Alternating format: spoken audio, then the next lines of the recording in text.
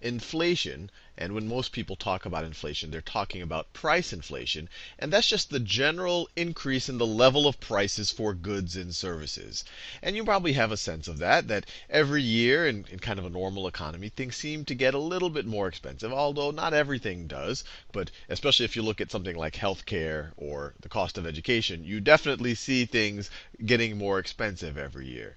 But one interesting question is, how do you measure it? How do you measure inflation? And what the Bureau of Labor Statistics does, and this is actually the most used measure of inflation, they create something called a consumer price index. And the way they do it is that they define a basket of goods, and actually a basket of goods and services. So what they do is they go and they look at the average urban consumer, and they say, what do they need in their life? They might need some housing. They might need some fuel, some natural gas for their home. They need gasoline for their cars. They need energy in other ways. They might need some type of services. They might need transportation.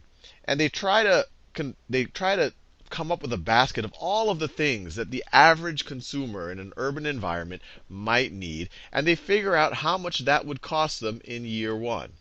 And let's say that in year one, that it costs them $100. The actual basket that the CPI constructs would not cost $100, but I'm going to do this for the sake of simplicity. And they'll weight these based on what percentage they think people spend on housing versus fuel versus services versus transportation. Then they'll look at the same basket each year after that. So then they'll do the same things: housing, fuels, services, transportation. And then this would be in year two now. In year two. And let's say that same basket costs $102. Well, then they'll say that the general level of price and services for this consumer went up by $2, or went up by, the more important thing is by the percentage, by 2%. So based on this measure, based on this basket of goods, prices went up by 2%. Or you'll hear people on the news say that the inflation rate went up by 2%.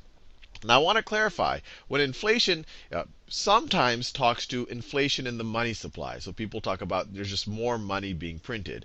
And often, an increase in the money supply is usually one of the factors that is driving price inflation.